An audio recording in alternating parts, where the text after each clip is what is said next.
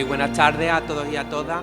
En primer lugar, me gustaría excusar la asistencia de la segunda conferenciante de María del Carmen Rodríguez Duarte, que por motivo de salud no puede estar hoy aquí con nosotros. Bienvenidos y bienvenidas a la segunda jornada sobre Historia, Cultura y Patrimonio de Sanlúcar Barrameda, organizada por el Área de Cultura y el Archivo Municipal. Tras la buena acogida de la primera edición, volvemos a encontrarnos en el Centro Cultural La Victoria para seguir profundizando en el conocimiento y la divulgación de nuestra historia local. Para ello, contamos con la participación de investigadores e investigadoras que han desarrollado importantes trabajos sobre distintos aspectos de la historiografía sanluqueña, a partir de los valiosos fondos documentales que custodia nuestro archivo municipal. Durante esta jornada tendremos la oportunidad de recorrer distintas etapas de la historia de nuestra ciudad, desde los siglos XVI al siglo XX, a través de ponencias en estos 3 días que pondrán de relieve la riqueza de nuestro patrimonio histórico y documental. Igualmente, recordad que este viernes tendrá lugar la jornada de puertas abiertas en el Archivo Municipal, donde además tendremos una visita guiada tanto por el archivo como la exposición que estará allí montada, cuyo tema será sobre los oficios de Sanlúcar.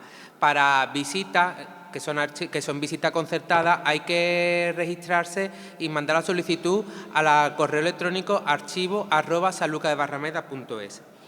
Desde el Gobierno municipal que preside la alcaldesa Carmen Álvarez mantenemos un firme compromiso con la conservación, investigación y difusión de nuestra historia y de nuestro patrimonio, porque entendemos que conocer nuestro pasado es una herramienta fundamental para valorar nuestra identidad como ciudad.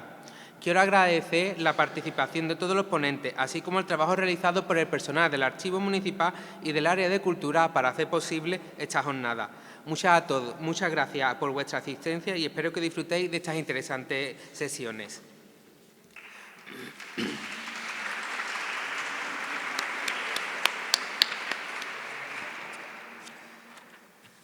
Pues en primer lugar vamos a tener la primera conferencia que lo dará Antonio Moreno Ollero con su conferencia titulada La colonia de mercaderes flamencos en Sanlúcar Barrameda desde los siglos XVI y XVII.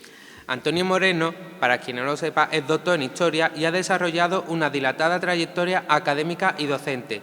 Fue profesor en el Departamento de Historia Medieval de la Universidad de Sevilla y en el Departamento de Paleografía y Diplomática de la Universidad de Córdoba, además de ejercer la docencia en el Instituto Salmedina de Chipiona.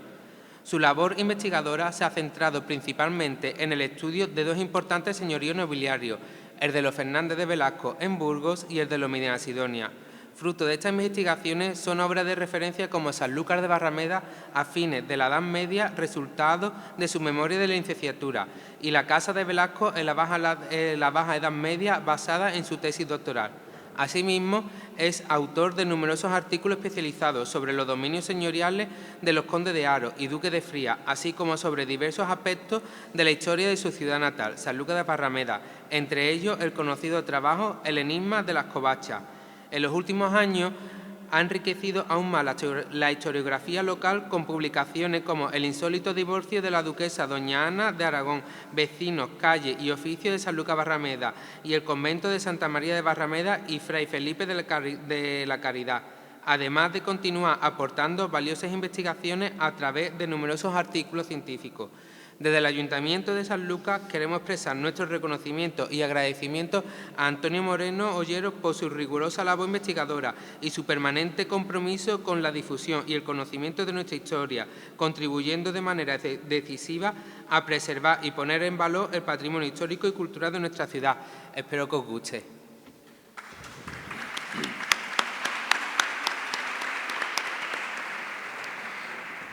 Bueno, antes que nada, muchas gracias a Narciso por su presentación y muy buenas tardes a todos ustedes.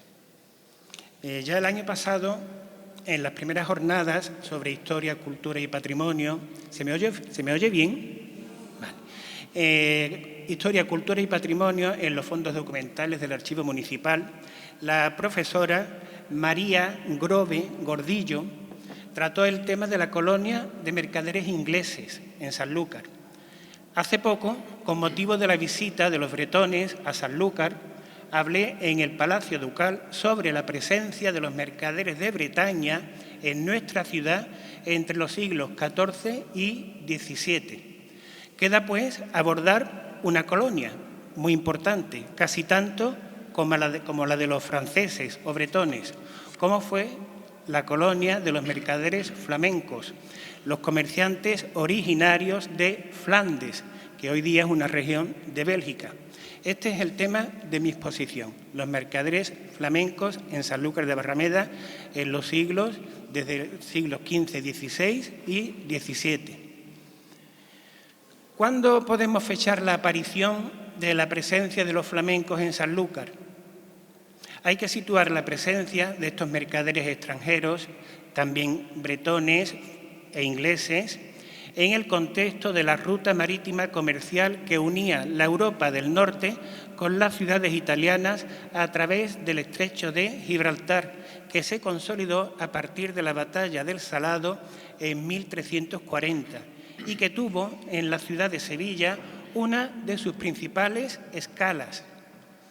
La prosperidad y riqueza del puerto sevillano trajo consigo la de su antepuerto, Sanlúcar, a la entrada del río. En este contexto surgen también esas ferias denominadas vendejas, que no cabe duda debieron propiciar la llegada de estos mercaderes extranjeros, primero de los bretones, que aparecen a partir del año 1311, y luego de los ingleses y flamencos. Luego vendría el descubrimiento de América, que no hizo sino potenciar y multiplicar la actividad comercial de estos extranjeros asentados en Sanlúcar.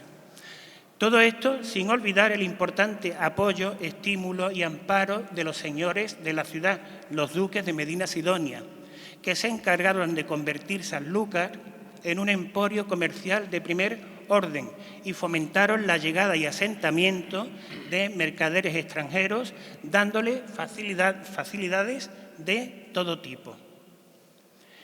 En una fecha tan temprana como es el año de 1503,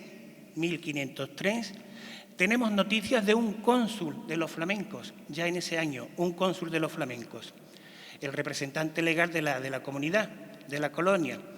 Importante debía ser la colonia de estos comerciantes procedentes de Flandes, en Sanlúcar, para que ya contara en ese año con un consulado plenamente desarrollado. Debieron ir asentándose en la villa a lo largo del siglo XV. El primer flamenco que aparece en la documentación es el mercader Antón de Brujas, que en 1496 vendía al tercer duque de Medina Sidonia una mona, por 375 maravedís. Pocos años después, en 1503, se pagaba a Juan Cornieles, es un nombre apellido que se repite muchísimo entre los flamencos, Cornieles, maestre de una urca. Las urcas son las embarcaciones características de los flamencos, muy apropiadas para lo que era el transporte de mercancías, urcas.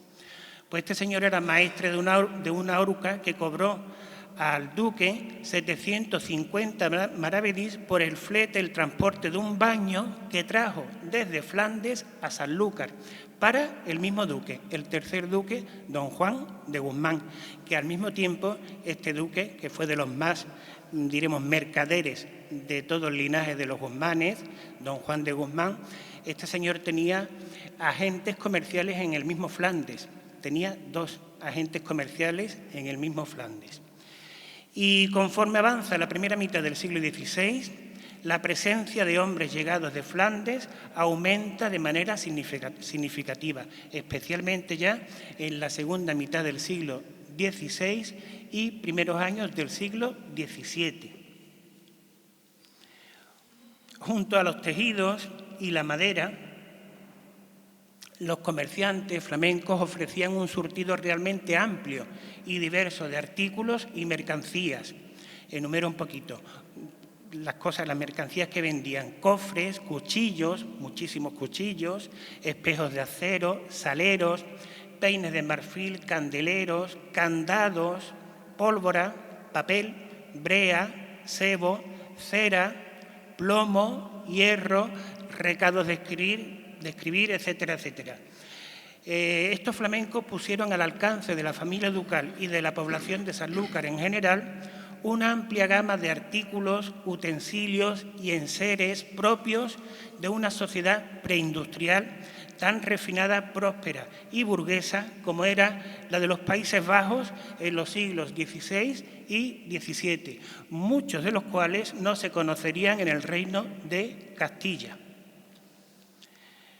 A diferencia de los mercaderes bretones, no son los tejidos la principal mercancía que los flamencos traen a Sanlúcar, aunque qué duda cabe que también tenían mucha importancia esos paños, esos lienzos que importaban, entre los cuales se puede nombrar las llamadas piezas de Holanda, se llamaban así, piezas de Holanda, los lienzos llamados Gante, procedentes de la ciudad de Gante, el alemanisco, que se utilizaba principalmente para mantelería y pañuelos, el anascote, el chamelote, etcétera, etcétera.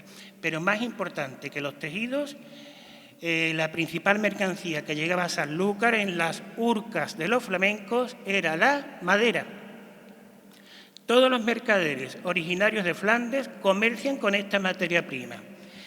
La madera procedía principalmente de Noruega, a cuyas costas ponían rumbo las urcas flamencas y alemanas para, una vez cargadas, viajar hacia España. Se importan grandes cantidades de tablas y vigas de pinzapo o pino de Flandes.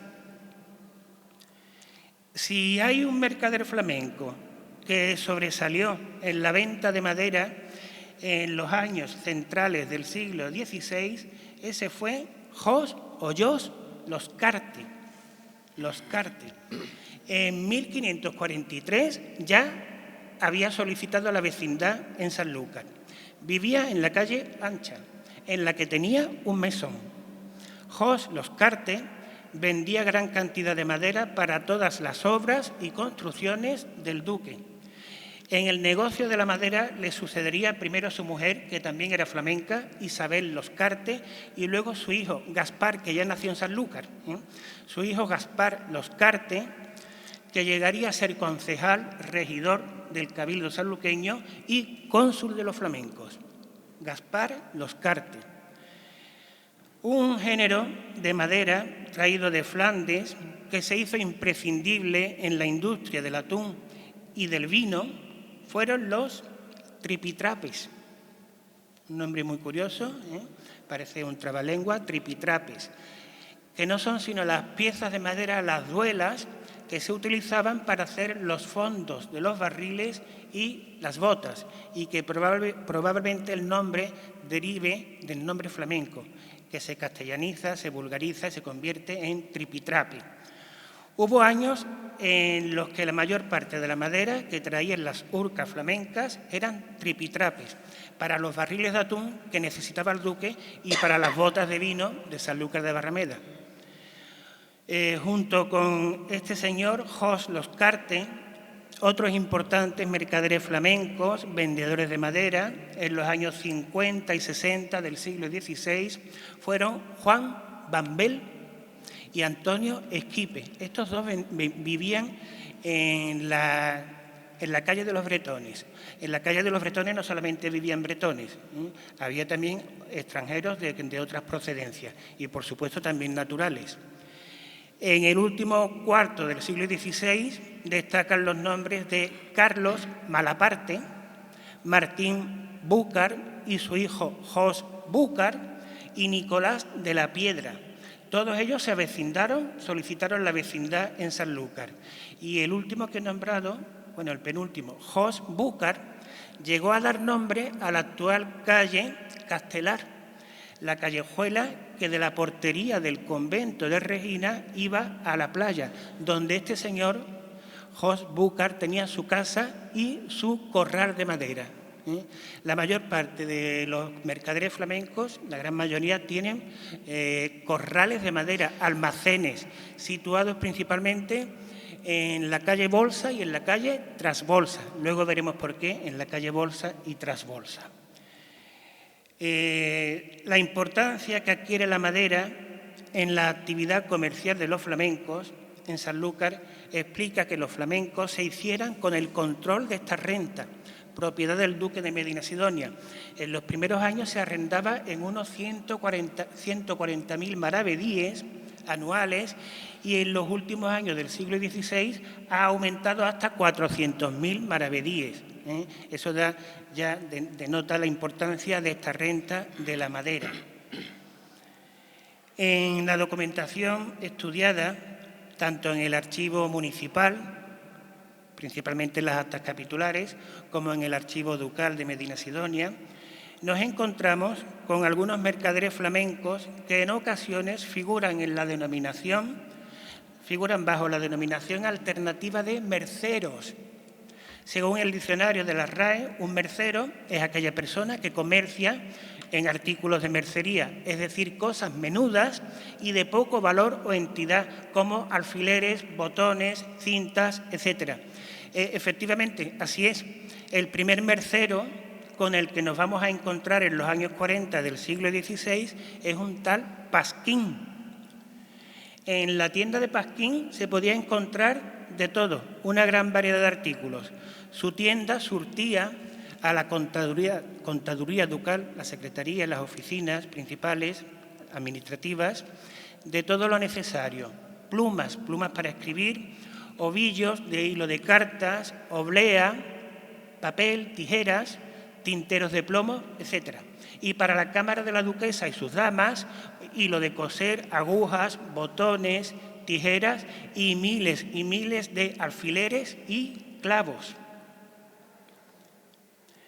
En el año de 1593, dos farsantes, dos impostores, haciéndose pasar uno por comisionado del rey y otro por escribano, que conste que eran españoles, habían subido a bordo de unos navíos flamencos que estaban fondeados en el puerto de Bonanza y requisado, en nombre del rey, un buen número de mercancías, diciendo que eran para el servicio de su majestad.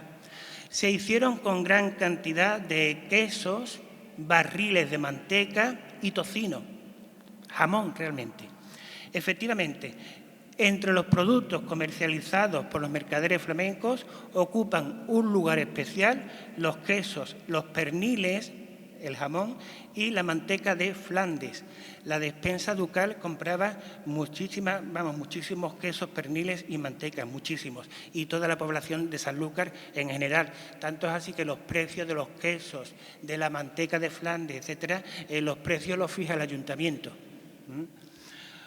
Otros dos productos muy vendidos por los flamencos eran la cera y el sebo, fundamental para la manufactura de velas, fabricación de velas. Entre los principales clientes estaba, por supuesto, la despensa de palacio. Una vez adquiridos, el cerero de la Casa Ducal se encargaba de convertir la cera y sebo en velas.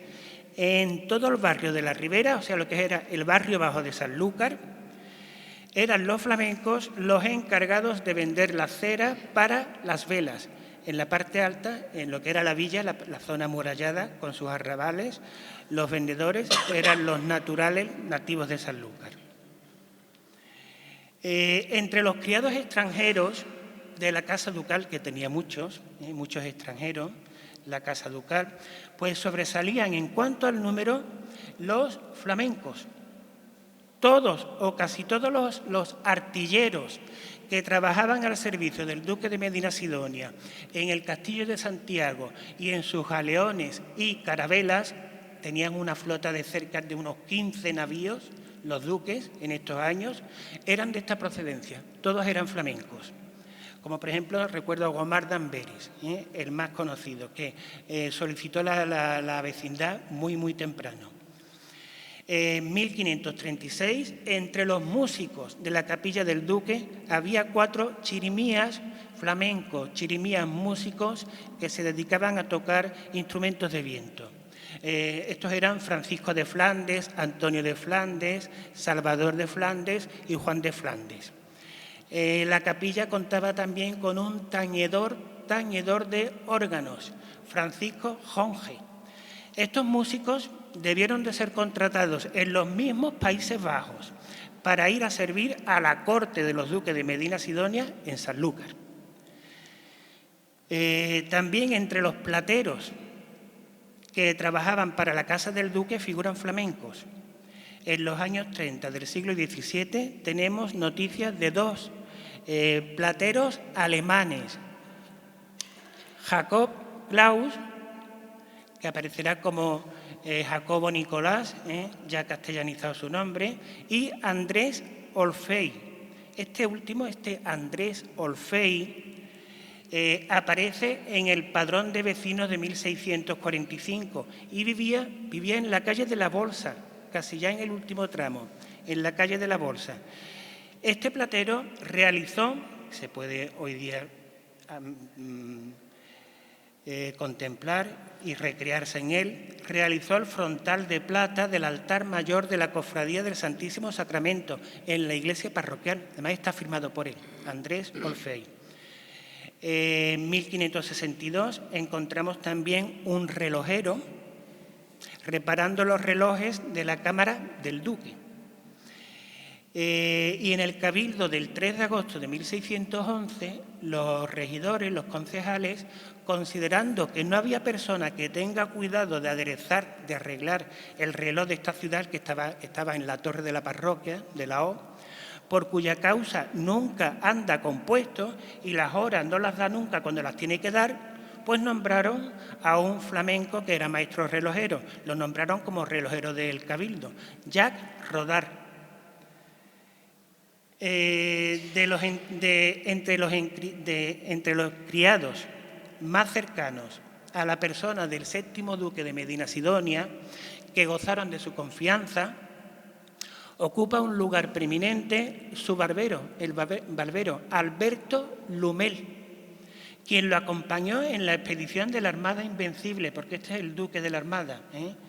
A la sombra del duque, este barbero, que gozó totalmente de su confianza, supo prosperar y hacerse con un importante patrimonio de bienes raíces, tanto de casas como de heredades de viñas. Fue el encargado, porque también era constructor este señor, el encargado de dirigir las obras de construcción de las 26 casas de la manzana del Baluarte, en la Plaza del Cabildo, que supusieron el cierre de este espacio urbano hacia la playa. Si uno se sitúa en la Plaza del Cabildo, mirando hacia la banda de la playa, ese frontal que hay ahí, eso estaba abierto, totalmente abierto, pues con la construcción de estas 26 casas del Baluarte se cerró la Plaza del Cabildo hacia la banda de la playa. Primero se hicieron estas 26 casas del Baluarte y detrás se hicieron las 18 casas de los tartaneros. De ahí que hoy día la calle que está aquí detrás se llame calle de los tartaneros, por esos marineros, pescadores que procedían de Marsella y que se fueron instalando en Sanlúcar a partir del año 1560, hasta formar una colonia importante de tartaneros, patrones de pesca con sus tartanas, una colonia importante que llegó a tener también su cónsul. En 1570 y tanto, como se puede ver en el acta capitular de ese año, el duque nombraba como cónsul de los tartaneros a Jerónimo Antique. Bien, este barbero también es importante para la historia y patrimonio de Sanlúcar porque fue el que de su propio pecunio edificó la iglesia de San Juan Bautista, que estaba situada en lo que fue la Parada de los Amarillos, en el Pradillo de San Juan. Eso fue una iglesia convento, pues esa iglesia fue construida por este señor, por el barbero. De ahí viene que la plaza del Pradillo de San Juan y la calle San Juan tengan este nombre. San Juan hace referencia a esa iglesia pequeñita de San Juan que se construyó junto al arroyo que baja por el quinto centenario, Arroyo de San Juan. Otra faceta muy interesante entre los flamencos afincados en Sanlúcar era la comercialización y venta de objetos y piezas artísticas, como pinturas, esculturas, retablos, muchos retablos, tapices, muy cotizados en el Reino de Castilla en estos momentos. No podemos olvidar la importante actividad artística que se desarrolla en Flandes y Holanda en estas fechas y la importancia que el mercado de obras de arte ha llegado a adquirir. Los estamentos sociales superiores, la nobleza y el clero y las clases pudientes en general se aficionan a la adquisición de obras de arte y al coleccionismo. De ahí la importación no solo de tejidos y madera, sino también de objetos artísticos. Hay que destacar también la presencia en la corte de los Medina Sidonia, en Sanlúcar, de importantes pintores flamencos, como Pedro de Campaña, muy conocido, y que en Sanlúcar, para los que no lo saben, pues tiene una avenida importante, que es una perpendicular a la avenida de Huelva. Una avenida que sube desde el Paseo de Huelva hacia lo que fue el convento de San Jerónimo. Ahí está situada esa avenida muy ancha, muy hermosa, se llama Pedro de Campaña. Está también el pintor de cámara llamado Guillermo de Sanforte, que era holandés, Guillermo de Sanforte, o Pedro Reinel, que podemos también contemplar una magnífica pintura suya en la Iglesia de la Caridad. En los pies de la iglesia, entrando a la derecha, el primer retablo tiene una pintura espléndida sobre la resurrección de Cristo. Es de lo mejor que hay en la iglesia y pertenece a este Pedro Reinel, que se casó aquí en Sanlúcar y vivió en la calle de Santo Domingo. Aparece en el padrón de vecinos de 1645. Está recogido este pintor flamenco. También fue el que pintó la cripta de la sepultura de los duques en el convento de la Merced, hoy día auditorio de Manolo Sanlúcar. Y hay otro pintor flamenco que no se puede olvidar, al que debemos la más antigua vista panorámica de Sanlúcar de Barrameda.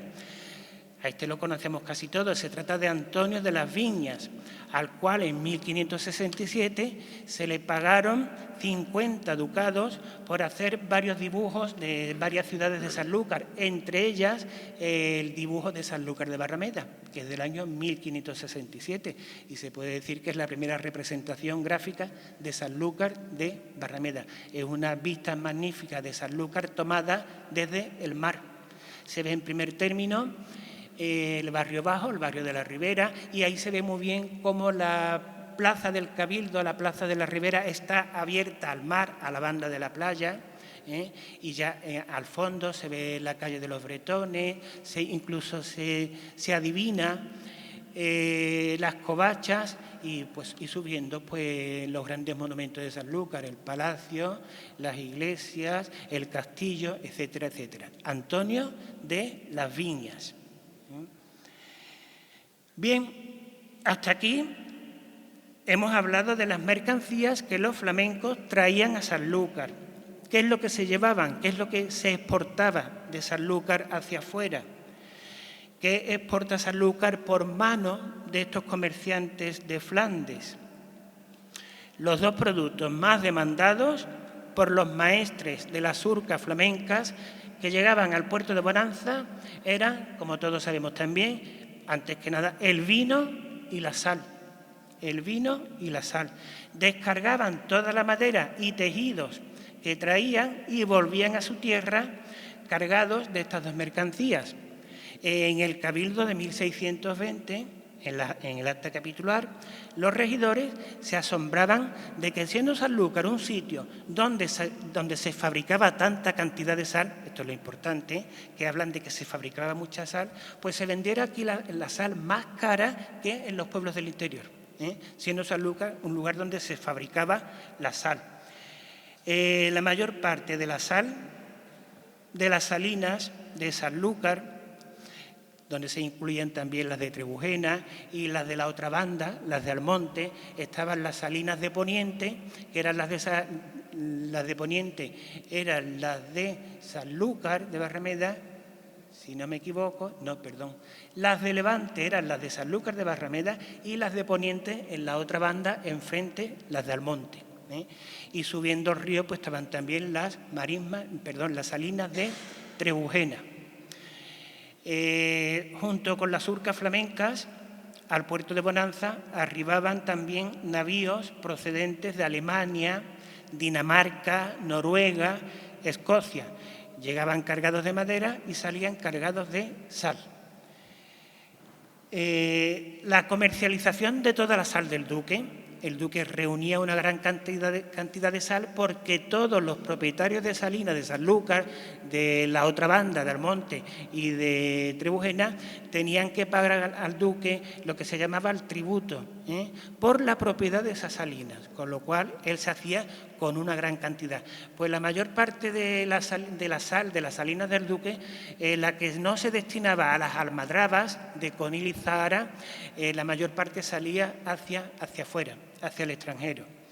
Pues esa comercialización estaba en manos totalmente de los flamencos que estaban afincados en Sanlúcar y que al mismo tiempo, esto es importante, actuaban de intérpretes o traductores de los maestres flamencos que venían con sus navíos. Uno de los principales traductores o intérpretes siempre era el cónsul, era una de sus principales funciones. ¿Cuáles eran las principales funciones del cónsul? Eran de representativas de la comunidad, de la colonia, actuando a veces de árbitro, siendo siempre portavoz ante las autoridades capitulares, ante el duque y, por supuesto, de intérpretes. El negocio de la sal terminó en manos de flamencos, del que esto hicieron los flamencos un auténtico monopolio, controlando totalmente la venta y los precios. La importancia del negocio y comercio de la sal haría que los flamencos invirtieran en la adquisición, en la compra de salinas. Un ejemplo, en 1623, el cónsul de las naciones flamenca y alemana, llamado Juan Bautista Jacarte, que vivía en la calle Trasbolsa, tenía dos salinas en el Puntal de la Ballena, ya cerca de Trebujena. Recuerdo que hay otro cónsul, Gaspar de Cainogue, que llegó a reunir 4 salinas, o el alemán Pavlos Wolf, que también tenía 4 salinas. En el año de 1641, de los 23 propietarios de salinas que había en Sanlúcar y que satisfacían el tributo de la sal al duque, la mitad de ellos eran flamencos. Poquito a poco se fueron haciendo con la propiedad de las salinas. La manifiesta intervención de los extranjeros en el negocio de la sal, no solo como intermediarios, sino también como propietarios, dio lugar a que la corona, de alguna manera, tomara cartas en el asunto, con la intención de frenar, poner trabas a la adquisición de salinas por parte de los extranjeros. Fue Felipe III quien, hacia 1620 y tantos, envió una carta al Ayuntamiento de Sanlúcar,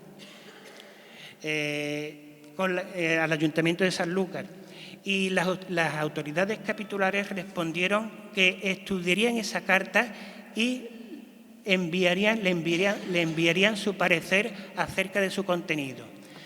En la respuesta que dieron los concejales al rey, decían y comentaban que el problema de las salinas de Sanlúcar y de otras poblaciones como el puerto de Santa María o Cádiz no era que los extranjeros fuesen propietarios o no, máxime cuando gracias a ellos se explotaban las salinas, que de otra forma se habrían abandonado, porque ellos sabían perfectamente a dónde había que exportar esas salinas. Que lo grave era el fraude que se hacía en la venta de la sal, derivado del monopolio que ejercían estos flamencos. Lo que había que hacer no era prohibir la adquisición de salinas por parte de esos mercaderes, sino prohibir que fueran terceros o corredores intermediarios y evitar esos monopolios. Como en el caso de la sal, los mercaderes extranjeros sacaban en sus navíos grandes cantidades de vino, muchísimo vino de Sanlúcar. Como bien sabe, uno de los señores que están hoy aquí, mi colega, compañero Pepe Fernández Cabral. El asentamiento en Sanlúcar de tantos comerciantes foráneos y su interés por el vino trajo consigo el auge del cultivo y explotación de la vid. Gran parte de la población, prácticamente toda la población y todas las profesiones, todas, invierte en este cultivo, empezando por el duque. La mayor parte de la producción de vino que el duque obtenía de sus viñas de Burujena, era la mayor en Burujena, término de Jerez, pero muy cerca de Sanlúcar, más cerca de Sanlúcar que de Jerez, pues la producción de esas viñas, que al año podían dar unas 200 botas de vino, todas esas botas eran vendidas a los comerciantes flamencos e ingleses. En los años 90, uno de los principales clientes de la cosecha del duque era el alemán, que era cirujano y mercader, y actuaba también de intérprete, el alemán Enrique Belasteden. Este apellido se castellaniza y se convierte en Belastegui, como parecía un mercader vasco, y no, para nada, es un mercader flamenco, Enrique Belasteden, cirujano, al que en el año de 1591 el duque vendía 190 y tantas botas de vino para fuera del reino, para el extranjero, el principal destino, Alemania. Los flamencos no solo compran vino, sino que van a invertir también en la adquisición, en la compra de viñedos, compraban muchísimas viñas. Entre los propietarios de viñas del término de Sanlúcar y de las poblaciones de alrededor, Jerez, Puerto Santa María, Trebujena, Chipiona, figuran muchísimos comerciantes de esta procedencia. Quizás sean los más numerosos entre los foráneos. En cualquier contrato de compraventa de una viña, lo interesante muchas veces es ver las lindes, porque se suele dar las lindes. ¿Con quién linda esa viña, esa heredad? Pues es raro que entre las lindes, entre los restos de propietarios que rodean a esa propiedad, no aparezca un extranjero. Principalmente flamenco, también los hay franceses e ingleses. Había muchísimos propietarios extranjeros en Sanlúcar ya en la segunda mitad del siglo XVI y con extensas propiedades.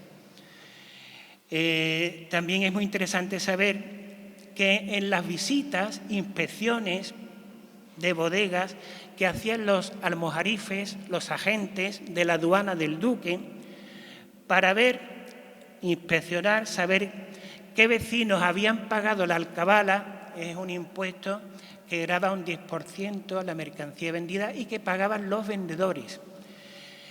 Para ver quiénes habían pagado la alcabala, se inspeccionaba todo el pueblo, todas las calles de Sanlúcar, porque en todas las calles de Sanlúcar había bodegas, que conste que eran bodegas familiares. Eran los mercaderes flamencos e ingleses los que guardaban en sus casas un mayor número de botas de vino, a veces 60, 70, 80 botas de vino. Estas visitas comenzaban siempre por la calle donde se asentaban más del 90% de la población de flamencos en Sanlúcar, la calle de la Bolsa. Ahí, en esa calle, lo mismo que en la calle de los Bretones, allí se asentaron los bretones, pues en la calle de la Bolsa se asentaron principalmente los mercaderes flamencos, también había muchos alemanes, también había irlandeses, portugueses, era una calle cosmopolita, internacional al 100%. Aparece en la documentación a veces como calle de la Bolsa de los flamencos o sencillamente calle de los flamencos. Pues esas visitas empezaban siempre, claro, por la calle principal donde había más botas de vino, la calle de la Bolsa de los flamencos. Dejo el vino, paso al aguardiente.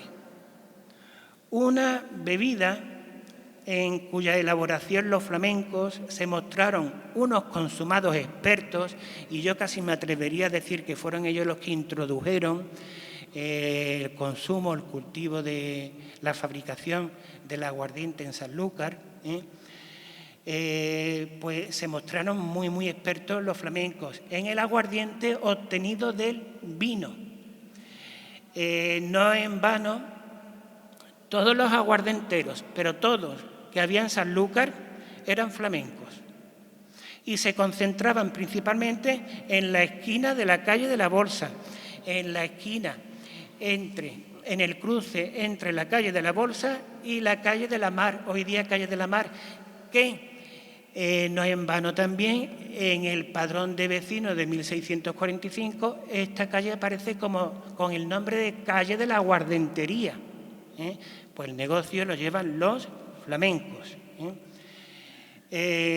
¿Cómo obtenían, de dónde obtenían el aguardiente? Es muy interesante conocer un poquito del proceso, cómo se hacían ellos con la base, las heces, el pozo del vino para hacer el aguardiente. El aguardiente se obtenía de la lía, el pozo del vino, de la bota de vino, la lía y madre que quedaba del vino que se consume y trasiega de unas pipas, botas, a otras. Los flamencos y alemanes, los mercaderes aguardenteros, iban de casa en casa pidiendo esas lías que los naturales, los nativos, solían tirar a la calle. Lavaban las pipas y solo llevaban por su trabajo las mismas lías o heces del fondo de las vasijas. Ellos sabían tratar las lías y destilar el agua, el aguardiente, que le valía mucho dinero, le sacaban muchísimo partido. Además de consumirse mucho en la región, se vendía también en las boticas, el aguardiente, se cargaba, se exportaba para fuera del reino, principalmente para Flandes, Alemania y para América, el aguardiente de Sanlúcar hecho por los flamencos. También fueron los mercaderes extranjeros, principalmente los flamencos y alemanes, los introductores del consumo de cerveza en Sanlúcar y del vino del Rin también. En la cargazón de los navíos que llegaban al puerto de Bonanza en el siglo XVII figuran con frecuencia barriles de cerveza. Y en el padrón de vecinos de 1645 aparece un vendedor de cerveza en la calle de la Bolsa, el flamenco llamado Pedro Lof. No cabe duda de que los flamencos fueron los grandes hombres de negocios en la Sanlúcar de la segunda mitad del siglo XVI y primera mitad del siglo XVII. Quizás fuese la comunidad extranjera con un mayor protagonismo a nivel social y económico, en lo que debió de influir una razón de índole política, como el hecho de que los Países Bajos fueran por entonces dominios de la monarquía hispánica. El hecho de ser súbditos de un mismo soberano debió favorecer las relaciones y contactos entre flamencos y castellanos, así como la inmigración de los naturales de Flandes y su asentamiento en la villa. El nivel de integración de los flamencos en la sociedad sanluqueña fue total, al igual también que el de los bretones e ingleses, hasta el punto de castellanizar sus nombres y apellidos.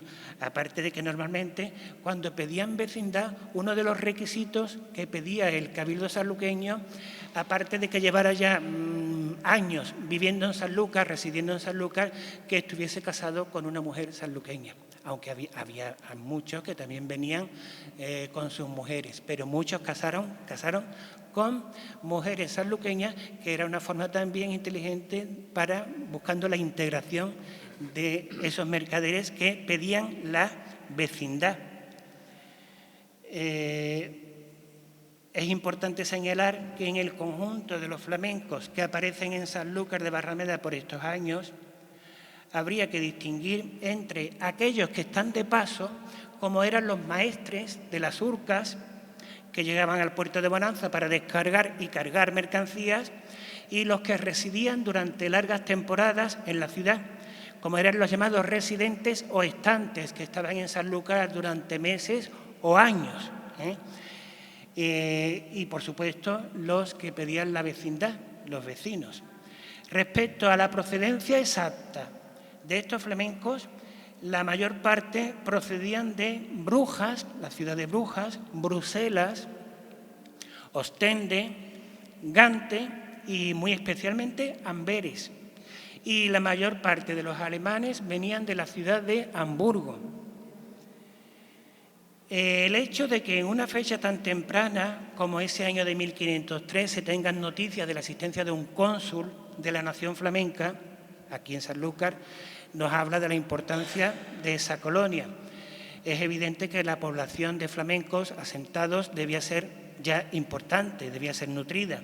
De otra manera no habrían contado con un representante legal como era el cónsul. Según el poeta, voy a dar algunas cifras. Según el poeta antequerano Pedro de Espinosa, un criado del duque, muy importante, capellán de la Iglesia de la Caridad, pues según este señor que asistió al entierro, pues en el funeral del séptimo duque, el 26 de julio de 1615, se contaban 200 mercaderes franceses, 200, 180 entre flamencos y alemanes, 180, y 150 ingleses. Son cifras altísimas para un pueblo como Sanlúcar, que en estos momentos podría tener un total de 15.000 habitantes. Y se puede decir que el porcentaje de esta población extranjera en Sanlúcar se acercaba al 10% de la suma de todos los extranjeros.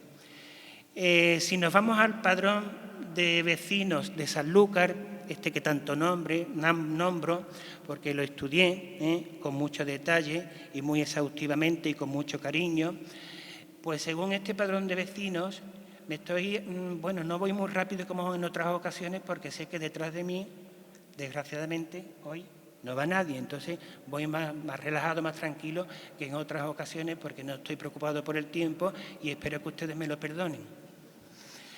Pues este padrón de 1645 nos proporciona una cifra, vecinos, hablo ahora de vecinos, de cerca de 50 flamencos, que son muchos vecinos, que habían pedido la vecindad, y 15 alemanes. Recuerdo que en la calle de la Bolsa hay 4 zapateros alemanes y 3 sastres alemanes. No se tienen en cuenta en el padrón lo que la documentación llama estantes.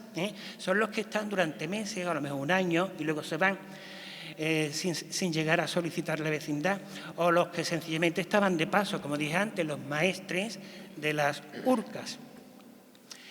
En los primeros años del siglo XVI, para el oficio de cónsul, el duque eligió a un mercader flamenco, como así era Jacome Dinarte. Es un apellido muy importante en Sanlúcar en el siglo XVI, XVII y XVIII. Jacome Dinarte, que además era concejal, regidor, porque el duque acostumbraba a nombrar a los cónsules, los nombraba él, entre los concejales de Sanlúcar. Para los bretones e ingleses normalmente eligió a naturales. Aquí en una fecha tan temprana como 1503 elige a un flamenco, Dinarte.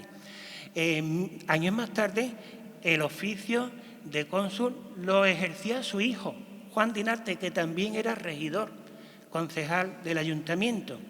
Y otro miembro de esta familia, un tal Jos Dinarte, llegó a ser alguacil mayor de Sanlúcar de Barrameda en los años 1511-1512.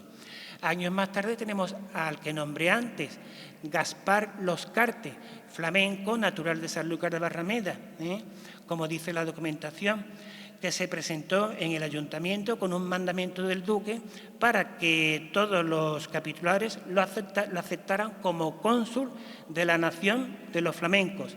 Vivía al comienzo de la calle de la Bolsa, muy cerca de la aduana. Al año siguiente, el hijo de este mercader, el hijo de Jos Loscarte, fue también nombrado por el duque en el oficio de regidor. O sea que este señor fue cónsul, regidor.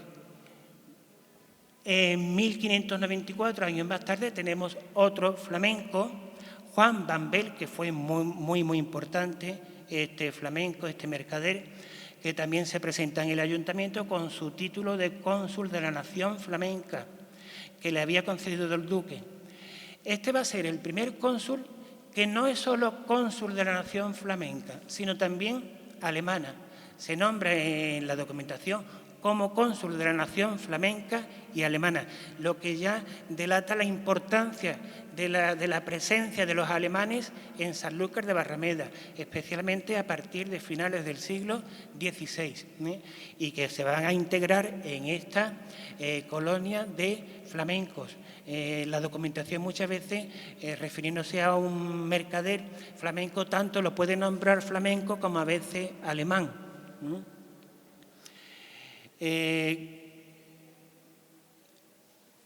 Como acabo de decir, este nombramiento es una señal inequívoca de la creciente importancia de esta presencia alemana. Este Bambel fue también importante señalarlo, fue también receptor de una renta muy importante para el Ayuntamiento de Sanlúcar, como era la renta de la imposición de la carne. Era un impuesto directo que se cobraba sobre la venta de la carne. Pues el tesorero era este Juan Bambel y luego le sucedió su hijo, Enrique Bambel.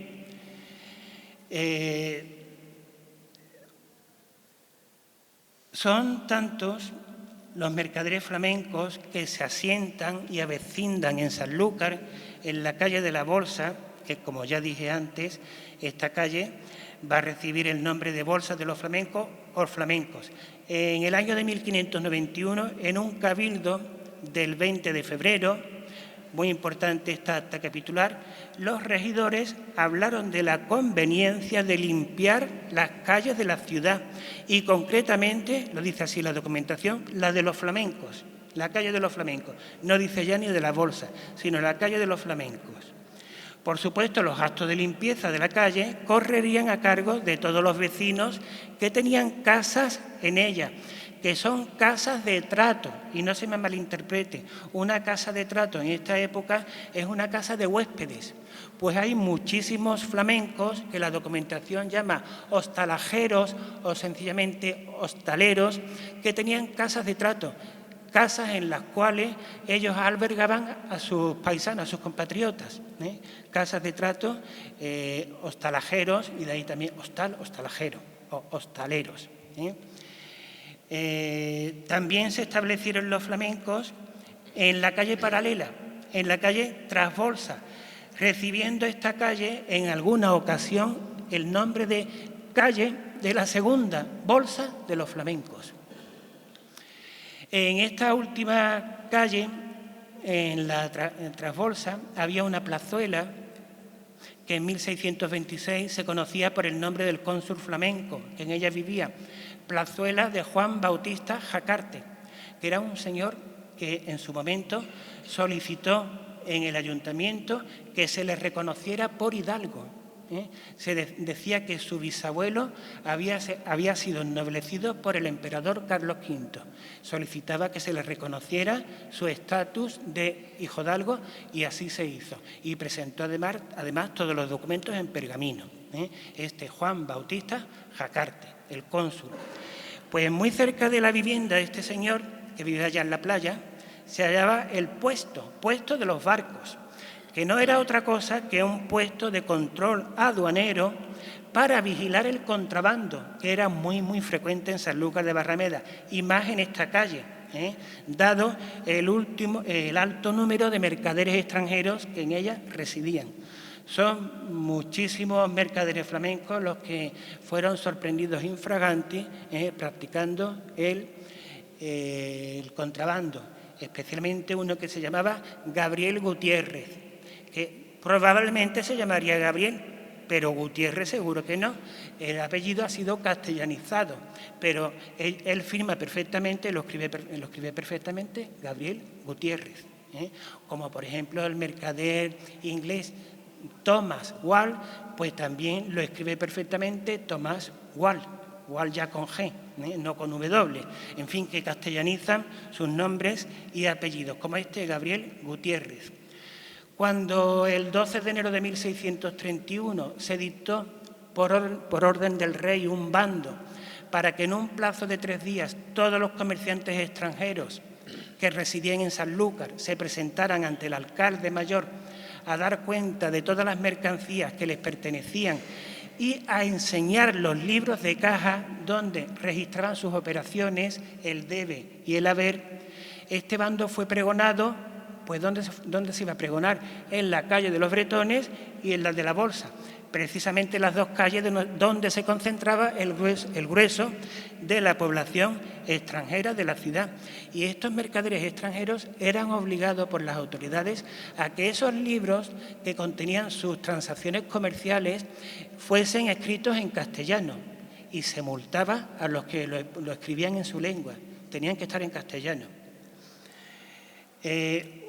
Hubo flamencos que llegaron a ser vecinos muy populares dentro de Sanlúcar, como citamos uno o dos, como el molinero, un molinero llamado Maese Pedro Hansen, que probablemente fue el primer introductor en Sanlúcar de un molino de viento. Pidió licencia en el ayuntamiento, se conserva perfectamente el acta capitular, para poder construir un molino de viento en Sanlúcar. ¿Dónde lo construye? Llegó a construir 2. Lo construyó junto a, no sé, algunos puede que se acuerden, junto a la ermita de Santa Brígida. Hoy desaparecida, pero existe una urbanización llamada Santa Brígida junto a la estación de tren. Yo recuerdo todavía, junto a esa estación de tren, un montículo desnudo, muy interesante ese montículo, esa loma, y encima, muy bonita, muy sencilla, la ermita de Santa Brígida, en el camino de Sevilla. Pues ahí construyó este señor 2 molinos de viento. Y en el negocio de los molinos de viento le sucedió su hijo, que por cierto robaba mucho en el trigo que los sanluqueños llevaban a moler. Ya Cervantes, en su inmortal obra, pues señala que era muy frecuente que la mayor parte de los molineros eran unos pícaros y que siempre robaban en el peso. Bien, y el otro flamenco es ese Gabriel Gutiérrez. En 1626 este Gabriel Gutiérrez, que tenía muy mal carácter, se veía envuelto en un pleito con los agentes de la aduana del Duque por haber traído de Sevilla a Sanlúcar 12 patas de jamón de Aracena y haberlos introducido sin pagar derechos ninguno en la aduana, en un navío extranjero que estaba anclado en el puerto de Bonanza, diciendo que era para el sustento de los marineros de la nave. No fue este el único problema que tuvo este mercader flamenco. Tuvo muchos problemas, muchos pleitos con los agentes de la aduana del Duque, siempre contrabando. Aunque en su mayoría se dedicaban al comercio, llama también la atención el gran número de flamencos y alemanes ejerciendo otros oficios. Esa misma diversidad de profesiones subraya el grado de integración de este colectivo extranjero en el tejido social sanluqueño. Encontramos, como hemos ido viendo a través de mi exposición, plateros, sastres, barqueros, cerrajeros, herreros, confiteros, carpinteros, toneleros, artilleros, aguardenteros, mesoneros, arrieros también, alquiladores de mulas, situados en la calle Muleros, hoy día Cristóbal Colón, los hombres de la playa o palanquines que se dedicaban con las palancas al transporte de mercancías en la playa. Los hombres de la playa, así los llama la documentación. Ya destaqué antes que había muchos posaderos u hostalajeros. Por ejemplo, en una fecha tan temprana como el año de 1551 se hizo por orden del Duque una relación de todas las posadas que había en Sanlúcar. Pues en ella, que aparecía un total de 22 mesoneros, 7 de ellos eran flamencos, ya en el año de 1551, entre ellos ese Jos Los Carte, que tenía su mesón, su posada en la calle Ancha. Esto también es importante, el hecho de que Sanlúcar tenía 8 compañías de infantería en total, 8, pues una de ellas era de la nación flamenca y alemana, constituida esa compañía de infantería solamente por flamencos y alemanes. Los otros extranjeros no entraban ahí, solamente estos. Lo que nos habla una vez más de la importancia numérica de este colectivo y de su integración. En 1595 su capitán era el mercader Juan Hanse Scott, un mercader muy importante que compró una casa en la calle de la Bolsa, al comienzo de la calle de la Bolsa. En 1605, ya voy terminando, en 1605 la colonia de flamencos y alemanes afincados en Sanlúcar obtenía un importante privilegio, como era el de poder enterrarse, que al final no se logró, el poder enterrarse en la capilla mayor del convento de la Victoria. Me parece que estamos sobre la capilla mayor, ahora mismo. Poder enterrarse aquí, en esta capilla mayor del convento de la Victoria, que se comenzó a construir este convento hacia el año 1603. Los mínimos de la Victoria estuvieron primero en la ermita de Belén, en la cuesta de Belén, que dieron el nombre, esa ermita dio el nombre a la cuesta. Primero estuvieron ahí recogidos los mínimos de San Francisco de Paula y en el año de 1603, después de la compra de estos terrenos, se trasladaron aquí y ya se comienza a construir este convento. ¿Quiénes se metieron en la ermita de Belén? Pues los mercedarios. Y ya con el tiempo el duque les construye, ya en 1615, el convento de la Merced.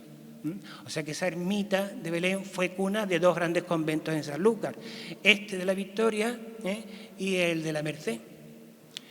Pues el privilegio de poder enterrarse aquí en esta capilla mayor, los terrenos se compraron al cónsul de los flamencos, que he nombrado varias veces, a Juan Van Bel. Finalmente esto no pudo ser. La obra costaba 5.000 ducados, la capilla mayor, la construcción de la capilla mayor para poder enterrarse. Los dineros se retrasaron muchísimo, al final no hubo acuerdo y no se pudieron enterrar aquí, pero sí se enterraron en una capilla lateral, no sé si de esa banda o de la otra, sí se enterraron doña Francisca de León, viuda del cónsul flamenco Simón Juanes y su hijo Juan de León. Esa capilla al final, ya digo, ese enterramiento no tuvo lugar y todavía en el año de 1755 se arrastraba este pleito entre los flamencos y los frailes, por no haber pagado a tiempo pues la construcción de esta capilla. Bajo el suelo de la nave principal del templo del convento de la Merced se hallan algunas tumbas de flamencos, como Miguel Suárez. Vean ustedes cómo se ha castellanizado el nombre, especialmente el apellido. Miguel Suárez, Enrique Brun, aquí no, Enrique Brun, Miguel Peri, que era Perry, este también era un hijo de algo, también solicitó la hidalguía en el ayuntamiento de Sanlúcar para él y sus 2 hijos, y se enterró con este Miguel Peri también su mujer María Severino. No disponemos del testamento del cónsul Gaspar de Cainogue, pero sí del de su viuda Bernard de Meire, vecina de Sanlúcar, gracias a la gentileza, a la amabilidad de este señor que tengo aquí a mi izquierda, delegado de Cultura, Narciso Vidal. Pues gracias a él, a su amabilidad, pude consultar esta maravilla de testamento de doña Bernal de Meire, que creo que era alemana. Pues esta señora, la mujer del cónsul, mandó enterrarse, él ya habría muerto, y creo que se enterró también en el convento de Santo Domingo, donde ella mandó enterrarse, en este convento, en la sepultura que esta señora allí tenía. Entre los bienes de esta señora se contaban 2 casas principales en la Trasbolsa, en la segunda calle Bolsa, y 2 salinas en la banda de poniente del río, en Sanlúcar. Esta mujer tuvo 2 hijas, pues las 2 hijas que tuvo casaron con sanluqueños. El temor a que entre los mercaderes de los estados de Flandes e Imperio de Alemania hubiese protestantes, seguidores de Martín Lutero o Juan Calvino, dada su importante presencia, que pudieran propagar en Sanlúcar estas herejías, obligaba al Tribunal de la Inquisición de Sevilla a recurrir a los mismos extranjeros para que les sirviesen de intérpretes o lenguas, como dice la documentación, en los procesos y autos que se pudieran emprender contra ellos. Así, en 1631 fue designado como traductor el capitán de ambas naciones, flamenca y alemana, y vecino de Sanlúcar, Nicolás Rodríguez Van Gogh. Lo de Van Gogh, muy bien, pero ya lo de Rodríguez, esto es una castellanización que por analogía fonética se convirtió en Rodríguez. Pues este señor, Nicolás Rodríguez Van Gogh, capitán de infantería, de la 8ª Infantería Flamenca y Alemana de Sanlúcar, pues además de la lengua flamenca conocía también el alemán. Pues amén de su función religiosa en defensa de la ortodoxia católica y contra la heterodoxia protestante, el tribunal fue un importante instrumento político al servicio de la monarquía y del duque. De igual manera que los cónsules en su papel de informadores, que se puede traducir a espías, también ejercían los cónsules con frecuencia este papel de informadores espías. Y ya, ahora sí que es verdad que no me queda nada más, pues no me queda más que felicitar al personal del Archivo Municipal de Sanlúcar de Barrameda, a Esperanza, a Naya, a José Antonio Vidal por su buena predisposición, su paciencia, y al mismo personal por la organización de estas jornadas que tanto hacen y promocionan la historia de Sanlúcar. Y dar las gracias a todos ustedes por su presencia y paciencia. Muchísimas gracias.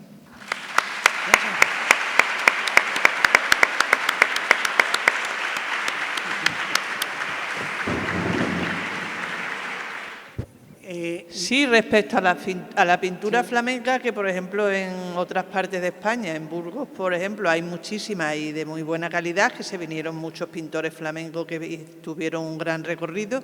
Y aquí en Sanlúcar yo no sabía de que hubiera mucho, usted ha dicho algunas cosas, pero bueno. Vamos a ver, en mi libro que la editorial Peripecia ha publicado recientemente, las colonias de comerciantes flamencos, ingleses y bretones, ahí tengo yo un apartado dedicado a esa comercialización de objetos artísticos, pinturas, tapices, retablos, y ahí doy la relación de todas las adquisiciones de retablos y pinturas que hicieron los duques desde principios del siglo XVI pues hasta final de este siglo, y son muchísimas, y aparecen muchísimos nombres de mercaderes flamencos holandeses vendiendo a los duques, y es de suponer que lo mismo que vendían a los duques debieron de vender muchísimo también a la burguesía sanluqueña, a la nobleza, a los criados del duque, debieron vender bastante. Se conserva, es que de esto no queda absolutamente nada. En la parroquia de la O sí hay algunas pinturas flamencas, hay algo. Recuerdo una pintura que durante muchos años, el descendimiento, que se atribuyó a Pedro de Campaña, que finalmente no es así. En el palacio también recuerdo, hay más de pintura flamenca de la parroquia, hay algunas cosas. En el palacio recuerdo que sí hay pinturas de Juan de Roelas, pero vamos, esas pinturas proceden del convento de la Merced. Juan de Roelas trabajó muchísimo en el convento, hizo todas las pinturas del retablo, también trabajó en la cúpula, y de eso hay bastante en el palacio. Hoy día, pero es cierto, o sea, del 15 y primera mitad del 16 prácticamente no se conserva. Pero vamos, la documentación recoge muchísimas compras por parte de los duques de obras, retablos, pinturas, tapices, muchísimo. Y no solamente venden los flamencos, hay un mercader bretón llamado Guillaume Cortin que también se caracterizó por vender muchos retablos flamencos y holandeses. Pero sí, vamos, la documentación, ahí se recoge ese testimonio de que hubo una importante comercialización en Sanlúcar de obras de arte. Buenas tardes. Primero, felicitar por la conferencia, magnífica como siempre. Muchas gracias. Y yo quería, a ver si me podía aclarar, si los flamencos estuvieron en algún momento o algunos flamencos estuvieron asentados en la calle Baños. No, eso sale, Gracias. Esa suposición de que se afincaron en la calle Baños parte de Velázquez Gastelu, y luego de Velázquez Gastelu la recoge Pedro Barbadillo, el historiador Pedro Barbadillo. Y yo pude, gracias a que llevo años trabajando en el archivo de los duques de Medina Sidonia y en el archivo municipal, las actas capitulares, pude comprobar, y está totalmente real, verídico, que la calle de los flamencos es la calle de la Bolsa. La calle de la Bolsa, e insisto, con más de un 95% de población extranjera, no solo flamencos, hay muchísimos alemanes, irlandeses, ingleses. Eso de calle Baños parte de ahí.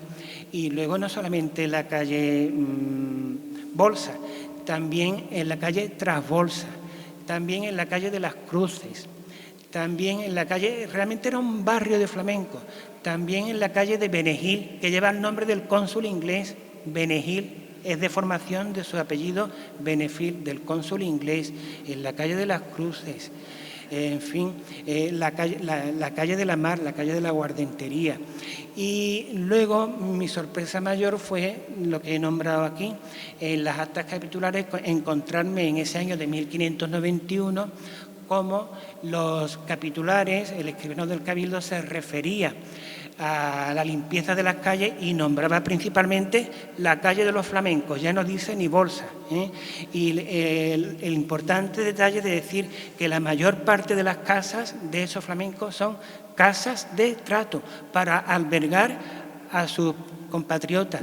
Eso también ocurría en la calle de los bretones. Ahí hay muchísimos bretones que, aparte de dedicarse al comercio, pues tienen casas de trato. También se conoció como calle de Normandía por un bretón llamado Gaspar de Armandías, que deformándose ese Armandías, ese apellido bretón, los sanluqueños convirtieron en Normandía. Al final se ha conservado el nombre de Baños, pero es muy interesante que hace alusión a esos baños que pudieron pertenecer a la sinagoga judía.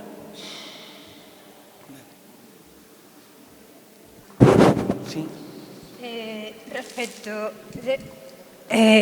Ante todo, enhorabuena por esa conferencia tan magnífica que acabas de dar. A mí me llama la atención muchísimo el apellido Brun, porque en Sanlúcar de Barrameda hay cantidad de personas apellidadas así. Concretamente, una bisabuela mía se llamaba Brun Dorado.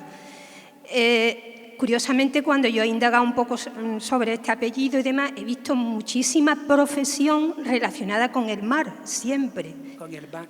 Siempre relacionada con el mar. Marineros, armadores. Y bueno, ese Brun del que tú hablas termina en N o en M. N, exactamente como se conserva hoy día. Sí. Exactamente igual. Yo he dicho eso, que se castellanizan muchos nombres y apellidos, no todos. Recuerdo que hay un apellido que no es fácil, pero claro, ese llega ya a finales del 17, el apellido de bretón del Vant, y se conserva tal cual hoy día. El Vant es un apellido bretón. Pero la mayoría se suelen castellanizar. Recuerdo, vamos a ver, Hanse Scott, ese Scott se convierte, sus dos hijas entraron en Madre de Dios, las dos entraron monjas, pues ese apellido se convierte en Escoto, así tal cual, Escoto. Y otros muchos apellidos que ahora sería difícil empezar a recordar, pero a mí lo que me maravilló fue cómo se iban castellanizando. O en las actas capitulares me apareció hace poco un señor llamado Francisco Enríquez. El Enríquez suele ser un apellido flamenco. Cuando veas un Enríquez de Tate puede ser flamenco. Francisco Enríquez. Hay un Enríquez Lara que es flamenco. Bueno, pues me apareció este pintor, Francisco Enríquez, pintando el escudo de la puerta que decoraba la puerta de la carnicería junto a la Iglesia de la Caridad. Claro, yo me quedé con... la documentación no te dice que es flamenco. Muchas veces la documentación tú te encuentras con muchos mercaderes extranjeros o que no lo sean y no te especifica si es flamenco, inglés o bretón. Pero a mí se me quedó, digo, Francisco Enrique me suena muchísimo. Yo me fui a mi relación índice alfabético de mercaderes flamencos, que tengo unos 600 mercaderes flamencos en total, entre 1500 y 1645, tengo más de 600 flamencos, y ahí me encontré con un señor mercader y pintor llamado Francisco Enríquez. Ahí se está castellanizando el Enríquez. Otro que también se castellaniza, Gaspar Cainogue. Creo que este Cainogue es el que termina dando nombre a un pago, a una heredad en Sanlúcar, que es Painovo. Ahí también está el apellido francés Lemoine, que se convierte en La Mena y La Muela. La documentación dice La Mena, La Muela, y que da nombre también a una heredad en Sanlúcar, que es La Muela, y que deriva de este francés, de estos franceses que fueron varios, llamados Lemoine. Y aquí se traduce La Mena y finalmente La Muela. Pero vámonos todos. Y efectivamente el apellido Brun existe en Sanlúcar. Cuando yo estudiaba en el instituto de adolescente tenía un compañero que se llamaba José Luis Ibáñez Brun, con N, como el apellido de este señor Enrique Brun, que vivía en la calle de la Bolsa. Muchísimas gracias. De nada.